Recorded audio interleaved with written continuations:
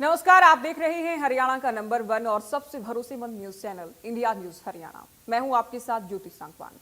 संसद में शीतकालीन सत्र का पहला दिन हंगामे और सियासत की भीड़ चढ़ गया। सदन के अंदर और बाहर दोनों ही जगहों पर नेताओं ने एक दूसरे पर जमकर सियासी प्रहार किए।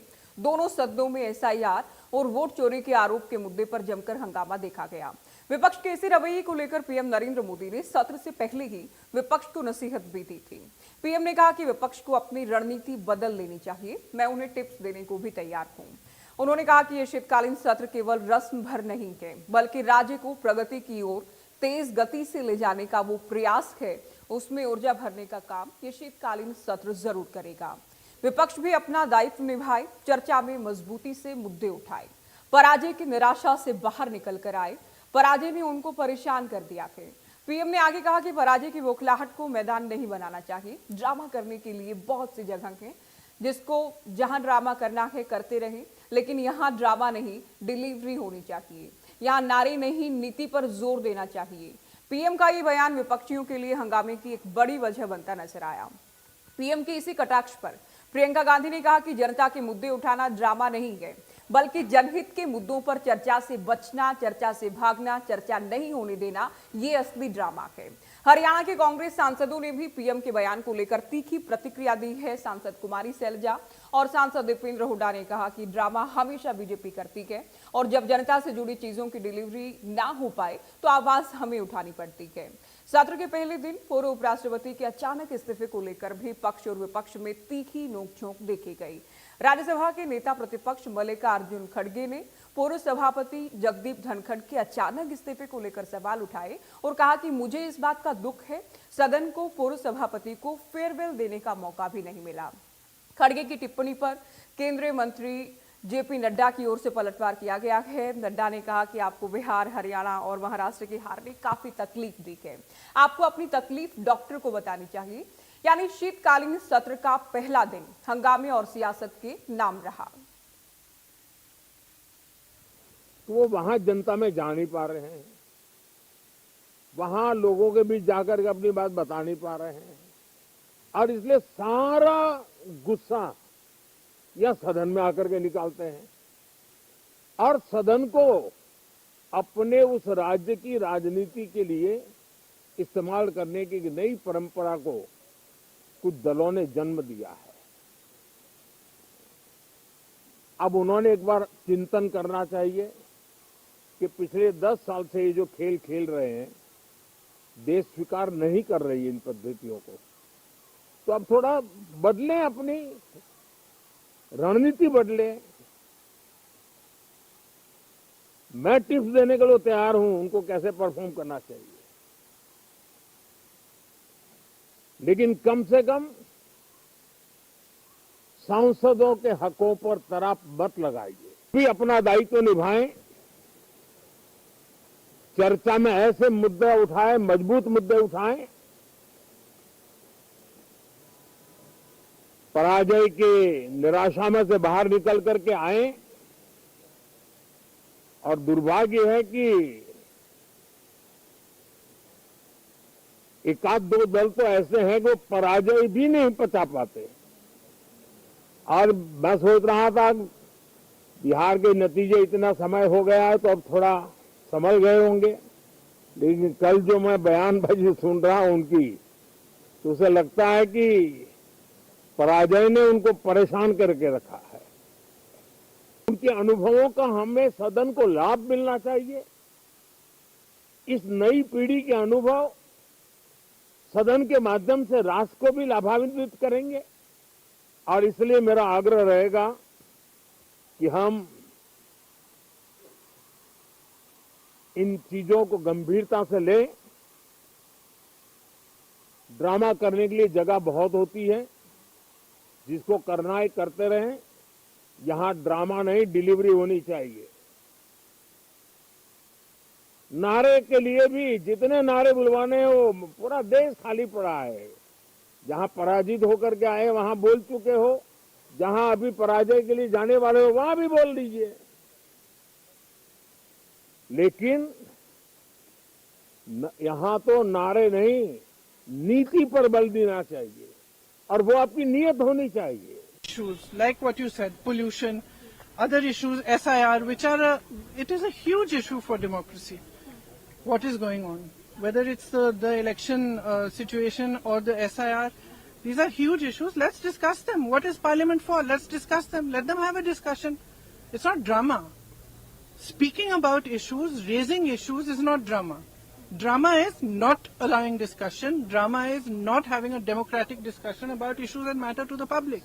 We've spoken about pollution. Why are we not raising it? Why are we not allowed to? Today I've asked for zero hour on it. Why are we not allowed to discuss these? ऐसा है कि ये तो सारी दुनिया जानती है, सारा देश देखता है कि ड्रामा हमेशा बीजेपी की ओर से ही आता है। विपक्ष, कांग्रेस कभी ड्रामे में विश्वास नहीं करती। हम तो कहते हैं कि काम करिए, डिलीवरी करिए। डिलीवरी नहीं हो रही तभी तो हमको आवाज उठानी है।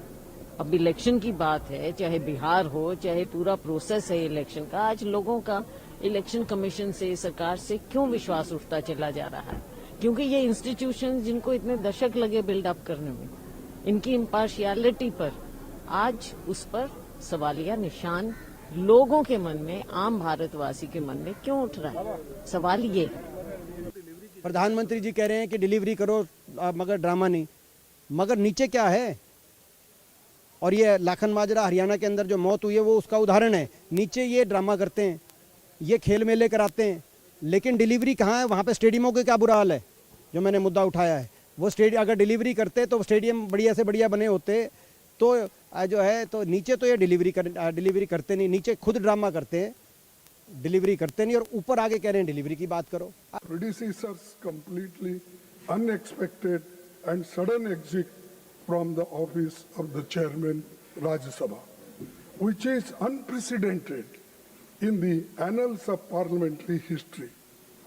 Chairman Rajya Sabha, being custodian of the entire house, belongs as much to the opposition as to the government.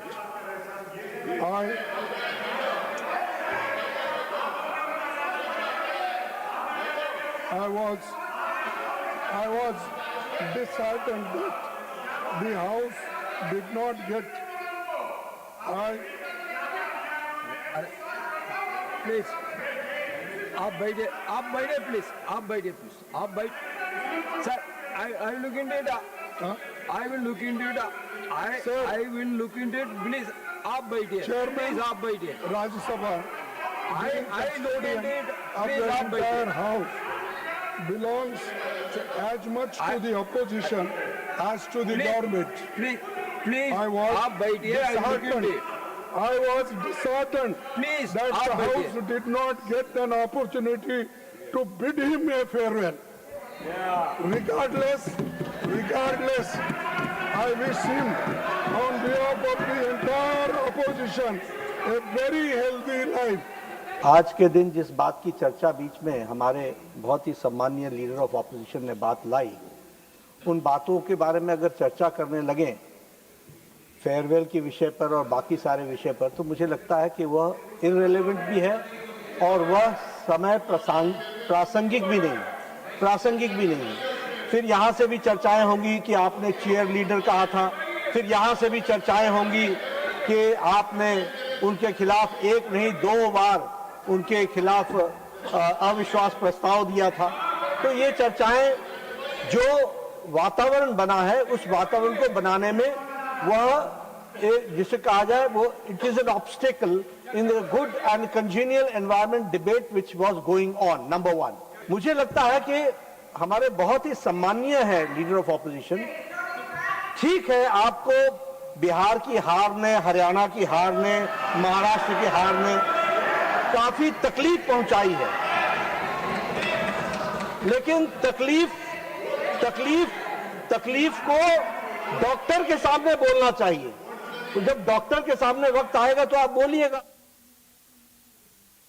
तो चलिए सत्र को लेकर चर्चा करते हैं। पहले दिन खूब हंगामा देखा गया कि सीधा दिल्ली आपको ले चलते हैं। इनपुट हेड दीपक शर्मा इस वक्त हमारे साथ लाइव जुड़ गए हैं। दीपक, पीएम की ओर से सत्र शुरू होने से पहले क्या कहा गया? विपक्ष को नसीहत दी गई कि ड्रामा नहीं, डिलीवरी होनी चाहिए। लेकिन आज की हम बात करें, पहला दिन लगभग हम कह सकते हैं हंगामे और सियासत, आरोप प्रत्यारोप, बयानबाजी की भेंट रहा। जी बिल्कुल, अगर बात करें यूं तो संसद का ये सत्र शीतकालीन सत्र था, विंटर सेशन, लेकिन राजनीतिक सरगर्मियां ज्यादा तेज रही। राजनीतिक सियासत अगर बात करें तो सदन में, चाहे वो लोकसभा हो या राज्यसभा हो, दोनों में रही। लोकसभा की तो स्थिति ऐसी रही कि जब लोकसभा शुरू होती है तो पहले, क्योंकि अभिनेता का भी निधन हुआ था हाल ही में, तमाम ऐसे लोगों उनको श्रद्धांजलि दी जाती है। उसके बाद सीधा वोट चोर और एसआईआर जैसे मुद्दों पर हंगामा शुरू होता है। लोकसभा की कार्रवाई पहले 12 बजे तक स्थगित की जाती है, 12 बजे के बाद 2 बजे तक स्थगित की जाती है, और 2 बजे के बाद भी अगर बात करें जब ये हंगामा चलता है तो कुछ, हालांकि मणिपुर जीएसटी जैसे बिल जरूर पारित हुए, लेकिन हंगामे के बीच हुए वोट चोरी की आवाजें, लगातार हंगामा लोकसभा में होता रहा, और आखिरकार अगर बात की जाए तो सदन को, लोकसभा को कल सुबह 11 बजे तक के लिए स्थगित कर दिया गया। जहां तक हम बात राज्यसभा की करें तो हालांकि राज्यसभा में क्योंकि आज राज्यसभा के सभापति और देश के उपराष्ट्रपति अगर बात करें, क्योंकि सीबी राधाकृष्णन जो कि आज वो राज्यसभा पहुंचे और राज्यसभा के सभापति होते हैं जो देश के उपराष्ट्रपति होते हैं, तो उनको लेकर के यहाँ पर चर्चा रही। तमाम लोग अपने बात रखी, चाहे प्रधानमंत्री हों, चाहे भाजपा के राष्ट्रीय अध्यक्ष की बात की जाए जेपी नड्डा, तमाम नेताओं ने अपनी अपनी बात रखी। तमाम अगर बात करें अलग अलग पार्टियों के नेताओं ने बात रखी, लेकिन वहां पर भी एक तरफ तो उनका स्वागत किया गया राज्यसभा के सभापति का, लेकिन साथ साथ सियासी बयानबाजी बहुत हावी रही लगातार। जहां एक तरफ सीपी राधाकृष्णन की बात थी तो वहां जगदीप धनखड़ को लेकर के सरकार पे निशाना साधने का प्रयास किया गया। यही कारण है कि हम जेपी नड्डा की बात सुन रहे थे कि जो उन्होंने जगदीप धनखड़ की बात करी, उनके खिलाफ कभी अविश्वास प्रस्ताव आया, कभी उनको चेयर गर्ल्स का, उन्होंने कहा सीधे तौर से ही अपनी हार नहीं पचा पा रहे हैं, स्थिति बिगड़ गई है विपक्ष की। उन्होंने कहा कि डॉक्टर के पास जाना चाहिए, उन्हें बताना चाहिए, ये तमाम बातें रही। पर प्रधानमंत्री ने भी कहा कि किस तरीके से ड्रामा हो रहा है सदन के अंदर, और ड्रामा नहीं, डिलीवरी चाहिए, हार नहीं पचा पा रहे हैं। ये लगातार बयानबाजी का दौर रहा, बयानबाजी रही। हालांकि शून्यकाल की बात भी हवाला दिया गया लोकसभा के अंदर कि शून्यकाल है, आना है, तमाम सांसदों को अपनी बात रखनी होती है, लेकिन पूरी तरीके से अगर बात करें, जो हमने मॉनसून सत्र के अंदर देखा था, सदन की कार्रवाई हंगामे की भेंट चढ़ती नजर आई थी, वही इस बार शीतकालीन सत्र में भी, लोकसभा या राज्यसभा, अभी तक तो हंगामे की भेंट ही रहा है। और ऐसे में लेकिन फिलहाल विपक्ष अभी भी आगामी तैयारी कर रहा है। तैयारी है एसआईआर के मुद्दे को लेकर के, सरकार को घेरने को लेकर के तैयारी है वोट चोरी के मामले पर लगातार चुनाव आयोग और केंद्र सरकार पर निशाना साधने को लेकर के। जी बिल्कुल दीपक, हम मानकर चलें कि पूरे ही सत्र में एसआईआर, साथ ही वोट चोरी, क्योंकि विपक्ष पहले भी आरोप लगा रहे हैं, बिहार की बात करें, हरियाणा को लेकर भी आरोप लगाए गए, अब पश्चिम बंगाल को लेकर भी राजनीतिक दल, विरोधी राजनीतिक दल बेहद सक्रिय हैं, तो हम मानकर चलें कि पूरे ही सत्र में इन मुद्दों की गूंज सुनाई देगी। देखिए 18 तारीख तक ये सत्र चलना है, 15 कुल ऐसे दिन है जो सिटिंग के रहने वाले हैं, लेकिन अभी तक पहला दिन अगर बात करें लोकसभा का तो वो इसमें कोई दो राय नहीं, मणिपुर जीएसटी जैसे कुछ बिल जरूर पारित हुए, लेकिन वो भी हंगामे के बीच, और कुल मिलाकर के लोकसभा आज स्थगित ही होती रही। और इसी तरीके से अगर बात करें 15 सीटिंग कहीं ना कहीं एक बड़ी चुनौती है।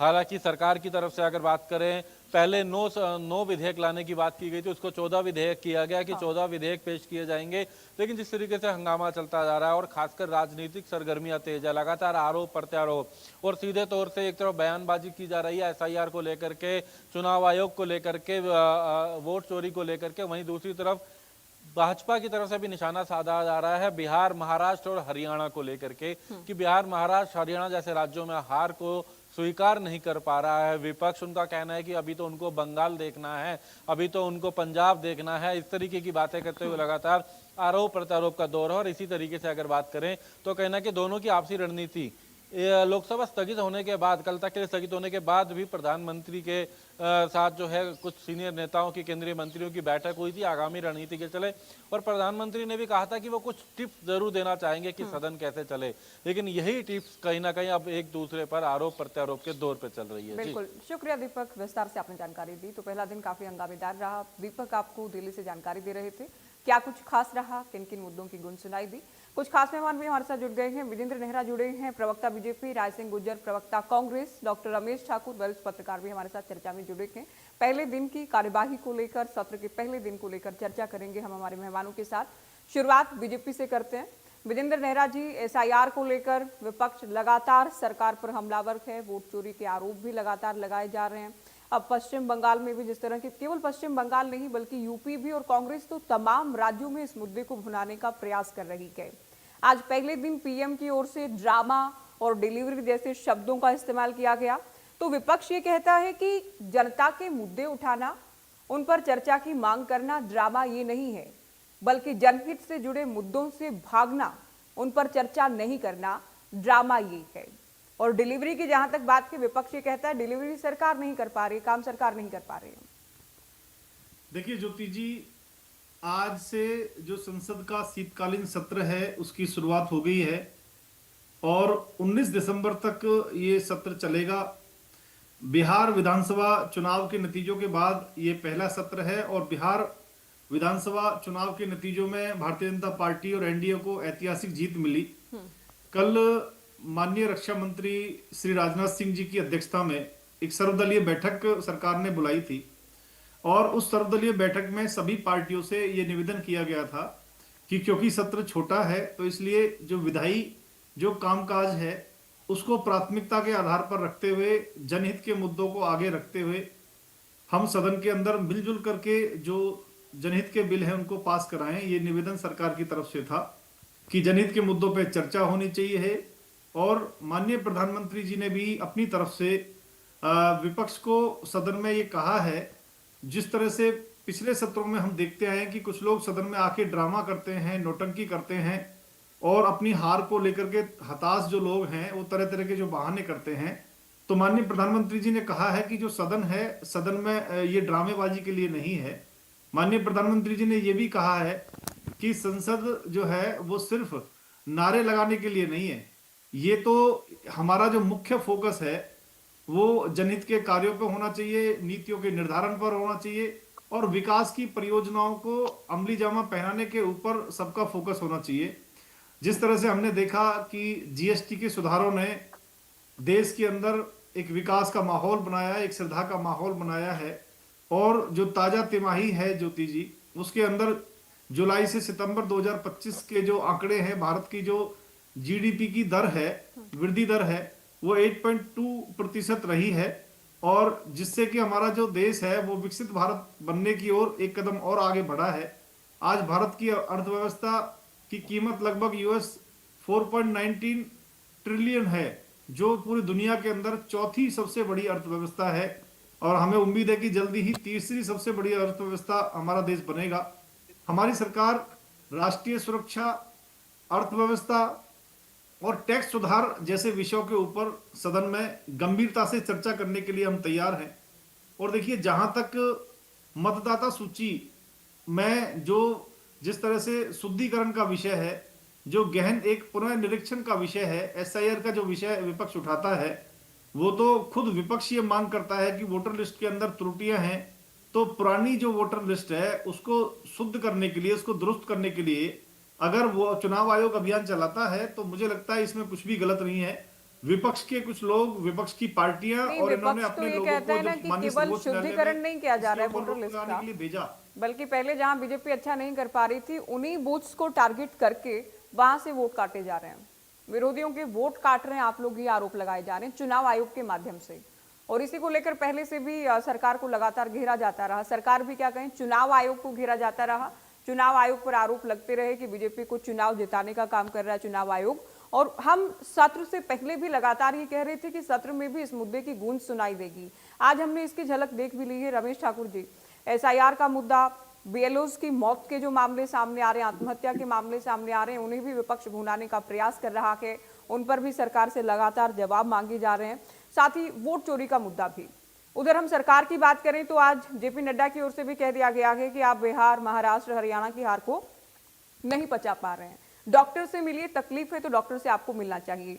सत्र शुरू होने से पहले पीएम की ओर से भी कहा गया कि इसे पराजय का ग्राउंड नहीं बनाया जाना चाहिए, बल्कि नीति के साथ, अच्छी रणनीति के साथ किस तरह के जनता के मुद्दे हों जिन्हें उठाया जाए, इस पर काम करने की जरूरत है। ये नसीहत पीएम की ओर से भी दी गई थी। देखिए, आपने 3 सवाल पूछे। पहला सवाल है एसआईआर को लेके सरकार को घेर नहीं पा रही, उसको सही से मुद्दा विपक्ष नहीं बना पा रहा है।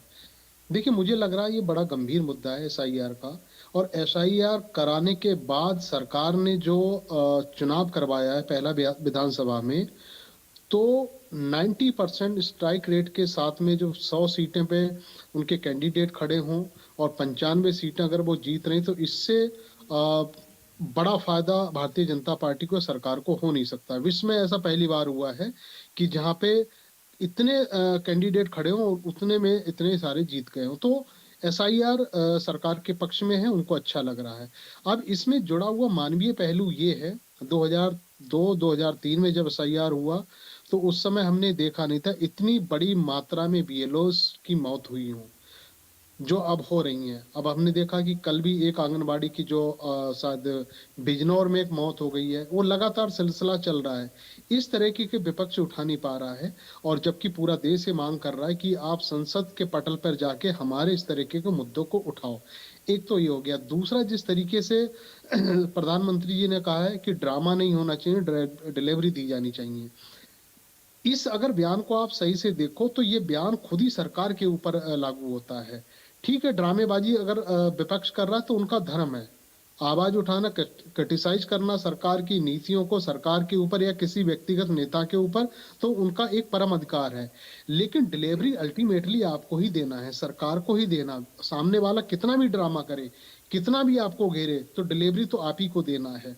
और दूसरा ये कहा है कि जो राजनीति नहीं करनी चाहिए, नारेबाजी नहीं करनी चाहिए, नीति पे काम करना चाहिए, वो भी आपको ही करना है।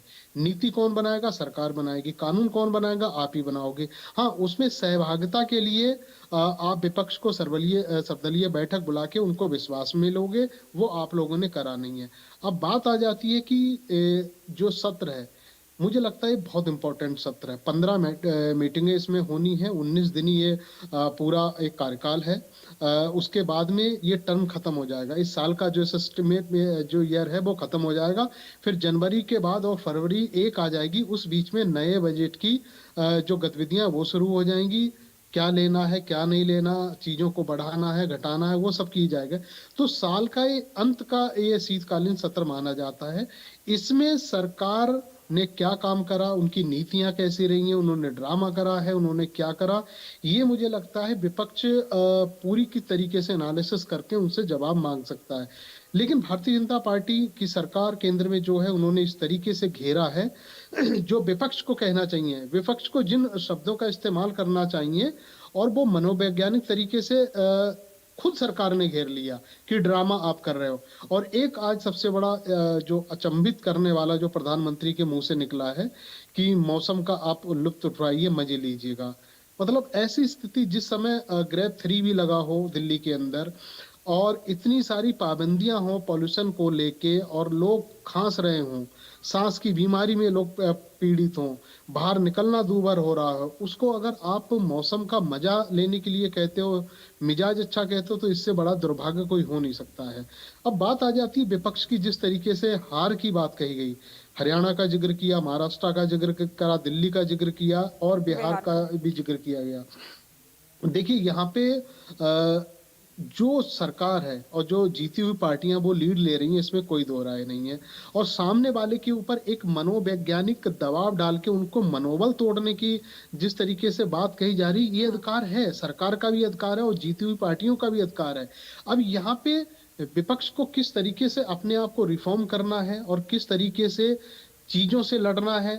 और अभी हमारे साथी ने कहा कि डीजीपी हमारी जीडीपी हमारी 8.2 हो गई, ये भी बहुत अच्छी बात है। ये पहली बार हुआ है कि 10-11 सालों में सरकार ने जो सपने देखे थे और 47 तक विकसित भारत में, उसमें एक कदम आगे बढ़ाया। इसमें प्रशंसा की जानी चाहिए, और सरकार के साथ में मुझे लग रहा है विपक्ष को भी साथ देना चाहिए कि इन्हें इस तरह की गति को आगे बढ़ाना चाहिए।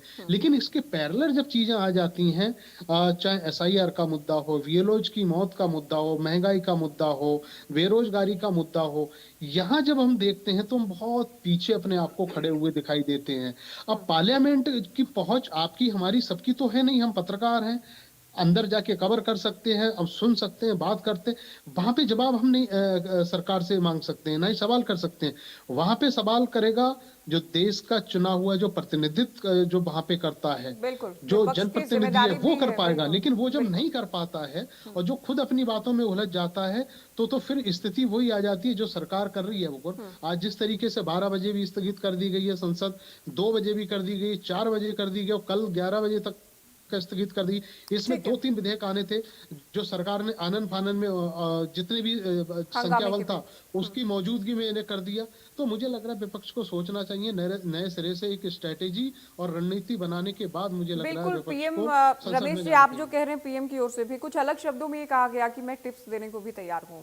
राय सिंह जी, पीएम मोदी से टिप्स लेंगे सत्र को लेकर या उनके मुताबिक केवल ड्रामा ही करते रहेंगे सत्र पे? भावना जी, जिस प्रकार मेरे दो साथियों ने मेरे से पहले विचार रखे, एक तो हमारे भाजपा के प्रवक्ता हैं, साथी मित्र, जिनको लिखा लिखा एक लेख मिल जाता है, उनको पढ़ना होता है, उन्होंने शुरुआत की। दूसरे मेरे पत्रकार साथी ने बड़ी विस्तार से संक्षेप में जिन मुद्दों को उठाया है, मैं उनका नैतिक रूप से समर्थन करता हूँ, समझता हूँ। पूरा देश जानता है कि इस देश के अंदर ड्रामेबाज पार्टी कौन है, नौटंकीबाज कौन लोग हैं, आंकड़ों के साथ झूठा हेराफेरी कौन करते हैं और बाजीगरी में कौन माहिर खास है। देखिए, वोट चोरी आप करें, बिहार में मतदान के दिवस तक 11,000 रुपए महिलाओं को देकर वोट की चोरी आप करें, ड्रामेबाजी आप करें, हम मुद्दा भी न उठाएं। अरे देश में 40 के लगभग BLO की आत्महत्या हो चुकी है, उन्होंने अपनी जान दे दी, अपने परिवार को छोड़कर चले गए। आप उसको ड्रामा कह रहे हैं, हम वो बात भी ना उठाएं।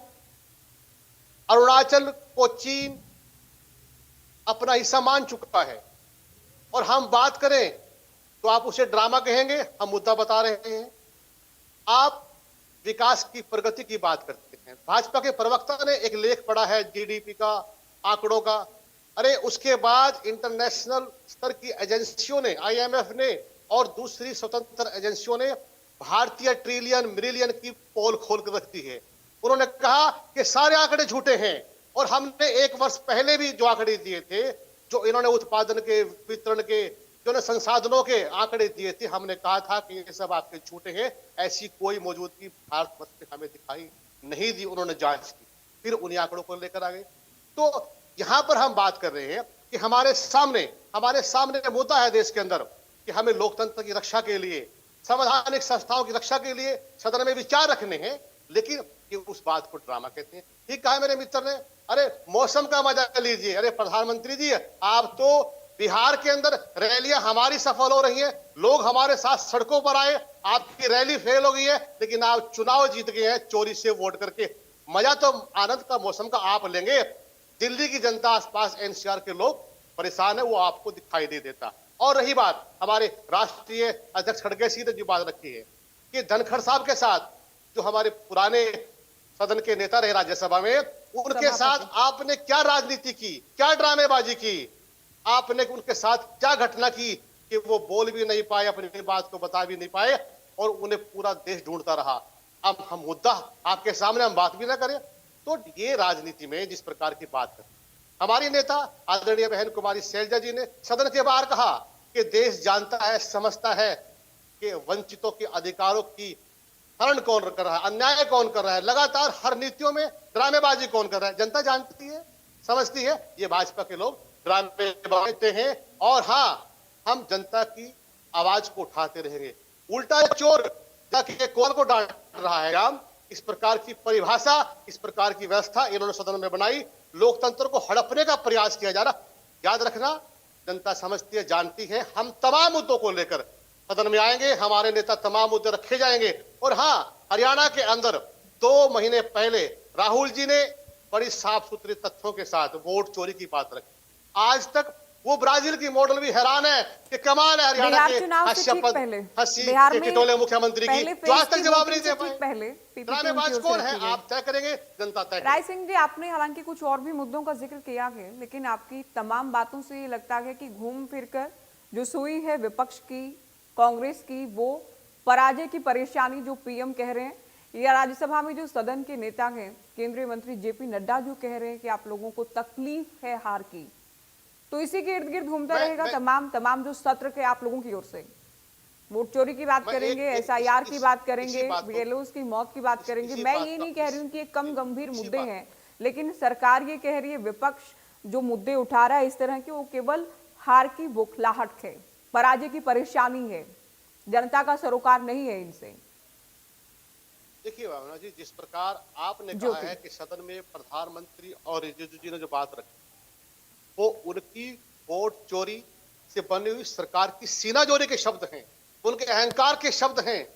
वो उनके ड्रामेबाजी जो उन्होंने चुनाव में की है एसआईआर के नाम पे, वो लूट सबके सामने है। हरियाणा के तथ्यों पर आज तक कोई भी आधिकारिक बयान मुख्यमंत्री जी का, सरकार के किसी प्रभावशाली अधिकारी का अगर आया हो तो हमें बताओ। ये बात नहीं करना चाहते उस मुद्दे पर, क्योंकि एक ब्राजील की मॉडल यहाँ दर्जनों वोट दे जाती है। एक छोटे से मकान में, पलवल में, गुड़गांव में, फरीदाबाद के अंदर दर्जनों ऐसे मकान थे जहां पर मकान में रहने के लिए 2 की जगह बड़ी मुश्किल से मिलती है, 200 वोट पाई गई। अरे पहले उनका जवाब तो दो। एक ही व्यक्ति कल हुए, परसों हुए दिल्ली एमसीडी चुनाव में, किस प्रकार एक ही वार्ड के अंदर 22 जगह एक ही व्यक्ति की फोटो दिखाई दी। इनका कोई जवाब है क्या? जब तक जवाब नहीं देंगे तो ड्रामेबाजी हम सहन नहीं करेंगे। ये इन लोगों की फितरत है और हमारी भी एक विचारधारा है जनता के हितों की रक्षा करने के लिए। हम तमाम मुद्दों को लेकर सदन में फिर से आएंगे, पूछेंगे कि वोट चोर इस प्रकार गद्दी छीनने से कोई देश का लोकतांत्रिक व्यवस्था में मजबूत। नेहरा जी, पीएम ने जरूर कहा कि नारे लगाने के लिए देश में बहुत सी जगह है, यहाँ कम से कम नारे नहीं लगाए जाने चाहिए, ड्रामा नहीं होना चाहिए। लेकिन कांग्रेस इस डिबेट में भी ये साफ कर रही है कि हम तो ये मुद्दे जरूर उठाएंगे। सरकार चोरी का मुद्दा हम उठाएंगे, वोट चोरी का मुद्दा हम उठाएंगे, वोट चोर गद्दी छोड़ का तो ये पूरा अभियान ही देश में चला रहे हैं।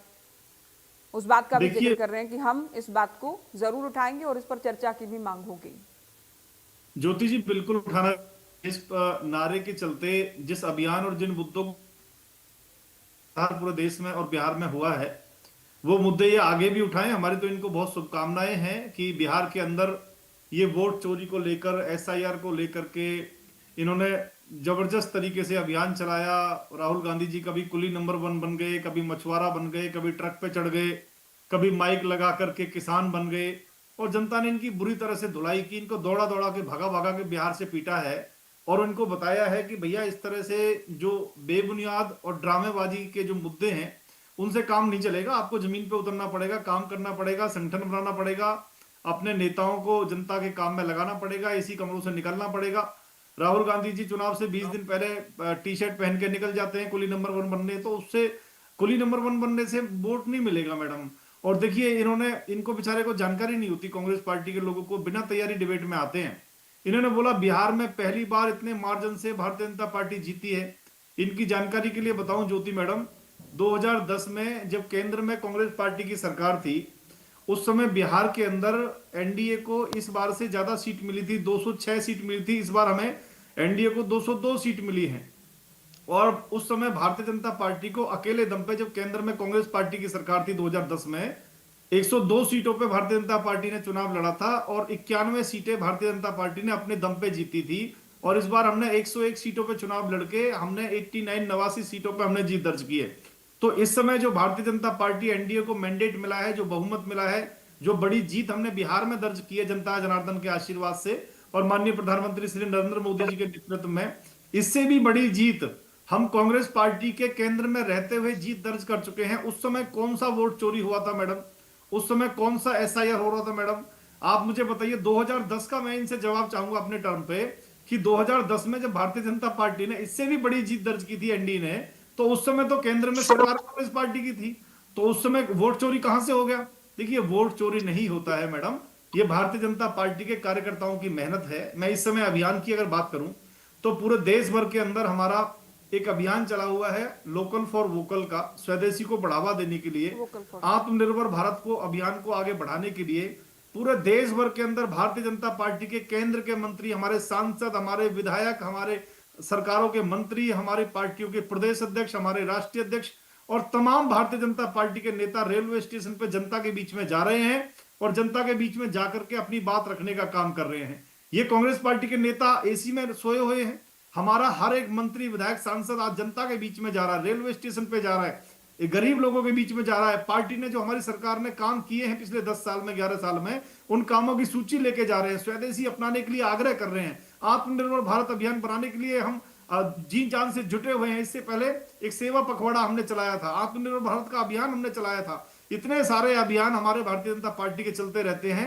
24 घंटे काम करने वाली ये पार्टी है, और चाहे नेता कितना भी बड़ा हो, चाहे वो कितने भी बड़े पद पे हो, जो भी काम करेगा कार्यकर्ताओं के साथ मिलके, हर नेता, हर मंत्री, हर व्यक्ति पार्टी के अंदर वो काम करेगा जो एक सामान्य, जो हमारा कार्यकर्ता करता है। अरुणाचल प्रदेश की बात कर रहे थे, मुझे लगता है जानकारी नहीं है इनको कि नेहरू जी के रहते हुए चीन के साथ शर्मनाक हार भारत को मिली थी, और हमारी जो जमीन थी उसके ऊपर कब्जा करवाया था नेहरू जी ने। और उसके बाद ये कहा था आज की बात कीजिए नेहरू जी, 2 दिन पहले की बात कीजिए। नेहरू जी ने देश को बढ़ाया है, नेहरू जी ने देश का नंबरदार किया है। त्यागी जी आपको जो पर्चा फैलाया गया है, इस पर ध्यान दीजिए। आपका जो सर बंजर है, जैसे आपने जमीन चीन के हाथों सौंपी है, क्या आपके सर को भी चीन को सौंप दे? तो ऐसे डरपोक बुजदिल लोग जिन्होंने देश को चीन के हाथों बुरी तरह से हरवा दिया, जिन्होंने आज हमारे उस समय के जो आर्मी चीफ थे उन्होंने खुलासा किया, इन्होंने एयरफोर्स का इस्तेमाल क्यों नहीं किया? तो ऐसे लोग अगर बात करेंगे, ये ड्रामेबाज लोग उस वक्त जो हुआ उसको लेकर बार बार आप लोग इन्हें घेरते हैं, लेकिन अब जो हो रहा है उसकी जवाबदेही तो आप लोगों की है ना, या उस पर भी कांग्रेस से जवाब देगी? बिल्कुल मैडम, बिल्कुल जवाबदेही है। ज्योति जी डंके की चोट पे कहते हैं कि आज जीडीपी अगर 8.2 हुई है तो भारतीय जनता पार्टी की सरकार में हुई है। चौथे नंबर की अर्थव्यवस्था हुई है तो भारतीय जनता पार्टी की सरकार में हुई है। आत्मनिर्भर भारत अभियान को लेकर चल रहे हैं तो हम चल रहे हैं। देश को विकसित बनाएगी तो भारतीय जनता पार्टी श्रीमान नरेंद्र मोदी जी के नेतृत्व में बनाएगी। और जो विकास के काम किए हमने किया, और ये ड्रामा करते हैं, नौटंकी करते हैं, कभी कुली नंबर 1 बन जाते हैं। आप मुझे ये बताइए, राहुल गांधी जी जब बिहार में चुनाव चल रहा था, कोलालमपुर में थे, उसके बाद जब बिहार के बीच में फिर विदेश चले गए थे, और जिस दिन बिहार का अंतिम चरण का चुनाव चल रहा था वो मध्य प्रदेश के अंदर जंगल सफारी कर रहे थे। उसके बाद कहते हैं वोट चोरी हो जाती है। अरे भैया, आपको घूमने फिरने से फुर्सत नहीं है, मौज मस्ती से आपको फुर्सत नहीं है। कभी आप सिंगापुर चले जाते हैं, कभी आप कहीं चले जाते हैं, देश विरोधी ताकतों के हाथ में खेलते हैं, और उसके बाद में आपके पल्ले कुछ है नहीं। आप देखिए, इतना बुरा प्रदर्शन कांग्रेस पार्टी ने बिहार में किया है। मात्र 6 सीट आई है। अकबरुद्दीन ओवैसी की पार्टी से मुकाबला हो गया। ओवैसी साहब भी हंस रहे हैं इनके ऊपर कि आपसे ज्यादा तो मैंने ही सीट ले ली। उसके बावजूद अभी आपके न्यूज चैनलों पर मैं देख रहा था 2 दिन पहले, राहुल गांधी जी से वहां के कांग्रेस के जो प्रदेश अध्यक्ष हैं वो इस्तीफा देने के लिए गए। उन्होंने कहा जी आपसे मिलना है, इस्तीफा देना है। उन्होंने कहा बुलाओ। वहां 6 विधायक बैठे हुए थे मिलने के लिए। राहुल गांधी जी ने बोला सारे विधायकों को बुला लो। उन्होंने बोला जी 6 ही है, ये सारे विधायक है। जिस पार्टी के राहुल गांधी जी को, मिस्टर बंटाधार को ये नहीं पता कि बिहार में विधायक कितनी है। 6 विधायक बिहार में जीते हैं और 6 के 6 मिलने के लिए गए, और उसके बाद भी कई बार बोला कि सारे विधायकों को बुला लो। यानी राहुल गांधी जी को ये भी नहीं पता कि बिहार के अंदर कितने विधायक जीते हैं। वो व्यक्ति क्या कांग्रेस पार्टी का भला करेगा, क्या देश का भला करेगा? वो मौज मस्ती के लिए बनाया है, जबरदस्ती राजनीति में उसको धकेल हो गया बहुत झूठ हो गया। 95 सीटों में चुनाव अब तक हरवा चुका राहुल गांधी के नेतृत्व में 95 चुनाव कांग्रेस पार्टी हार चुकी है। और जहां राहुल गांधी जी प्रचार में जाते हैं वहां हमारी जीत पक्की होती है। राहुल गांधी जी इनका ड्रामा हो गया कृपया हैं। और अब कोई भी राज्य बार-बार उसी पर्चे को पढ़ रहे हैं कि हाथ जोड़ लिए राहुल, ये बार-बार उसी पर्चे को पढ़ रहे हैं जो उनको लिख कर दिया गया है। राहुल गांधी पिछले 6 महीने हैं। और माननीय प्रधानमंत्री जी ने जो कहा है ज्योति जी कि ड्रामेबाजी ना करके जनता के मुद्दे उठाइए, सदन में चर्चा करिए। भारतीय जनता पार्टी की सरकार हर विषय के ऊपर चर्चा करने के लिए तैयार है। लोगों ने भी तो कुछ कहा है, इन्होंने ये कहा है कि ड्रामा तब है जब चर्चा नहीं होने दी जाती। चर्चा हम करने के लिए तैयार है ना मैडम, लेकिन चर्चा कोई करे तो सही। कम से कम हंगामेबाजी करेंगे आप, नारेबाजी करेंगे आप, नए स्लोगन निकालेंगे आप। अरे चुनाव में करिए ना, रैलियों में करिए ना, कितने नारेबाजी करनी है आपको? और आपके नारों को जनता ने धुतकार दिया भैया। आपको जनता ने हरा के भेजा है, और एक बार नहीं हराया है। महाराष्ट्र में भी हराया है, हरियाणा में भी हराया है, बिहार में भी हराया है, हर जगह हराया है। अच्छा सुनो एक बात मैडम, ये जो नारे लगा रही है, ये जो आप ज्योति जी कृपया ज्योति जी नारों के बाद तो बिहार भी अभी भी आप लोग हारे हैं, बुरी तरह से हारे हैं, बहुत बुरी तरह से हारे हैं। तो अब ये राग लगातार जारी रहेगा आगे भी? कोई बदलाव अपनी रणनीति में नहीं करेंगे? ज्योति जी 2-3 बातों का मैं अपने मित्र को जवाब देना चाहता। पहले तो मैं प्रार्थना करता हूं मित्र के इतिहास की जानकारी, इतिहास के तथ्यात्मक मूल्यों, तुलनात्मक अध्ययन से लिया करो। नागपुर की जहरीली व्हाट्सएप यूनिवर्सिटी से कृपया आप इतिहास न पढ़ें। एक बात। दूसरा, ये अगर आपके पास ज्ञान, अगर आपके पास कोई ज्ञान है,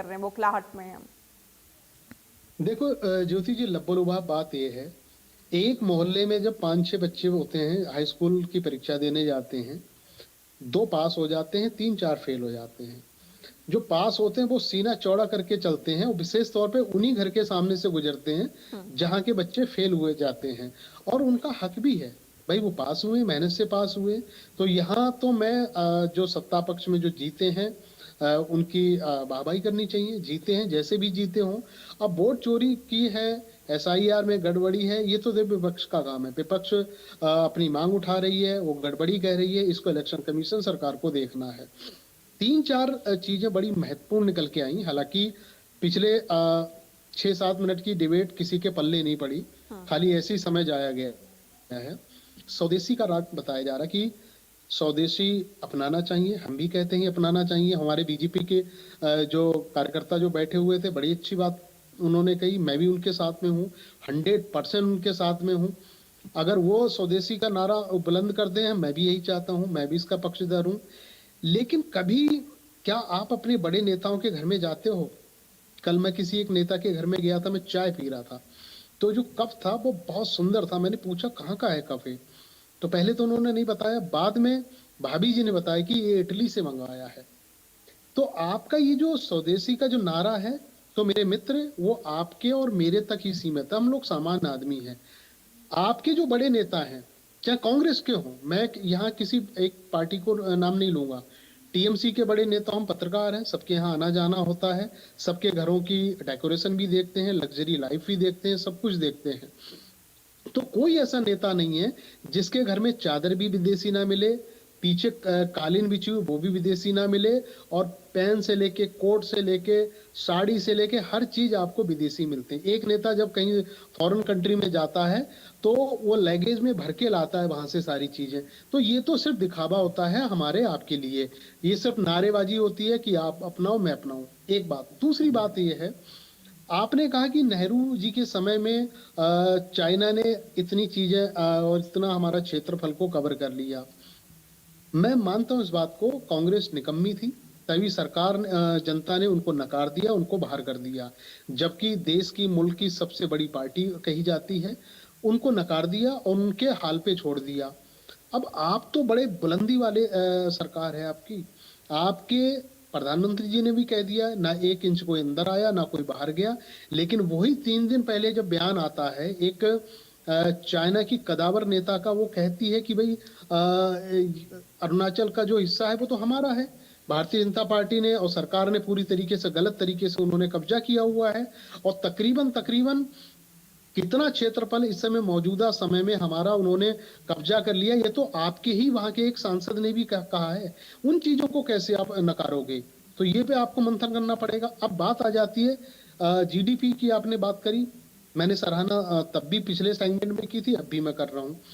लेकिन उसके उलट जब आप देखते हो ना, जो ग्लोबल फोरम पे जब चीजें निकल के आती, IMF ने क्या कह दिया है कि सरकार के जो इंडिया की जो सरकार है, जो GDP से लेके इकोनॉमिक से लेके और सर्वेक्षण को लेके सारे के सारे जो उनके सर्वेक्षण है झूठे हैं। अब उनकी बात को आप काउंटर कैसे करोगे? मैं उस पर भी नहीं जाता हूं, मैं सिर्फ 3 दिन पहले की खबर पे आ जाता हूं। अफगानिस्तान जिसकी सरकार को किसी ने मान्यता नहीं दी है, एक सिर्फ हम हैं भारतीय लोग जो उनके विदेश मंत्री को बुलाते हैं, कालीन पे चलाते हैं, उनका स्वागत करवाते हैं, सब कुछ करवाते हैं। और ये होना चाहिए किसी के बदलाव के लिए। मैं इस बात को मानता हूं कि हमारी सरकार ने अच्छा कदम उठाया, लेकिन ये तमाचा हमारे गाल पे है कि हमारे रुपये से भी मजबूत रुपया अफगानिस्तान का 3 दिन पहले हो गया। उनकी 1 रुपये की कीमत है 1 रुपए 35 पैसे, हमारा 1 रुपए। तो यहां जब हम बराबरी करते हैं तो हम तो एशिया के छोटे कंट्री से भी बराबरी नहीं कर पा रहे हैं, जो आतंकवाद से घिरा हो, जहां की सरकार आतंकवादियों की हो। हालांकि ये कहना शायद गलत होगा, मैं भी आतंकवादी नहीं सवाल भी पूछे जाते हैं, विपक्ष भी सरकार को घेरता है। समय हालांकि नहीं है ठाकुर जी। मैं लास्ट कमेंट वो छोटा सा नेहरा जी आपसे चाहूंगी। सर्वदलीय बैठक बुलाई जाती है, हर बार कोशिश की जाती है कि सार्थक रहे सत्र, लेकिन हर बार हंगामा देखा जाता है। इस बार सुनिश्चित कर पाएंगे कि जो 14 विधेयक हैं उनके अलावा भी जनहित के मुद्दों पर कोई चर्चा हो पाए, सार्थक साबित हो पाए ये सत्र?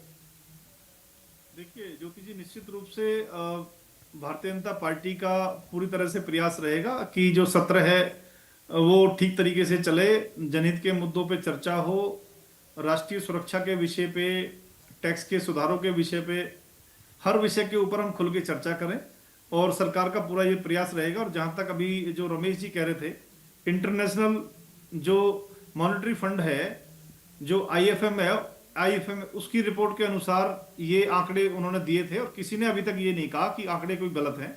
तो भारतीय जनता पार्टी का पूरा प्रयास है कि सदन ठीक तरीके से चले और कांग्रेस पार्टी को इसमें पूरा सहयोग करना चाहिए। एक विपक्ष के नाते जो उनकी भूमिका उसको निभाना चाहिए। सिर्फ ये नहीं है कि नारेबाजी करना, बहानेबाजी करना। और देखिए, ये लोग जब चुनाव में हार जाते हैं ज्योति जी, उसके बाद बहाना बनाते हैं, और जहां जीत जाते हैं वहां सब कुछ ठीक है।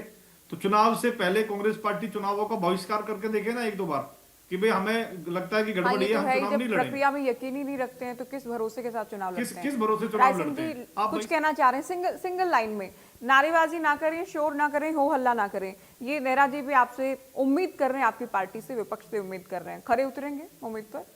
ज्योति जी, केवल 2 मिनट में मैं अपनी बात खत्म करता हूँ। मेरे विश्लेषक मित्र ने कहा कि जब 2 छात्र पास होकर जाते हैं गली से चौड़ी करके और 3 छात्र जो रह जाते हैं, उसमें सुधार थोड़ा इस प्रकार से किया जा सकता है कि जो 2 छात्र हैं वो जांचने पड़ेंगे कि उनमें से एक तो पढ़ाई करके पास होता है और दूसरा जो है नकल मार कर पास होता है। वो बीजेपी के लोग हैं जो नकल मार कर चुनाव जीतकर सीधा चौड़ा करते हैं। और रही बात चीन की, साधारण सा जवाब दे दिया है कि प्रधानमंत्री जी की व्यवस्था और यहाँ पर जो पन्ना प्रमुख बैठे हैं दूसरे के नेता, उनकी व्यवस्था अलग है। ये गंभीर विषय है। और रही बात, प्रवक्ता है ये, और पन्ना प्रमुख होने में भी कोई ऐसी बात नहीं है किसी के लिए। बार बार आप पन्ना प्रमुख कह रहे हैं। सभी अपने आप में सम्मानित हैं। बहुत शुक्रिया आप सभी का, आप लोग चर्चा में शामिल हुए। तो संसद के शीतकालीन सत्र के पहले दिन सियासत और हंगामे को लेकर चर्चा की। फिलहाल दीजिए इजाजत, नमस्कार।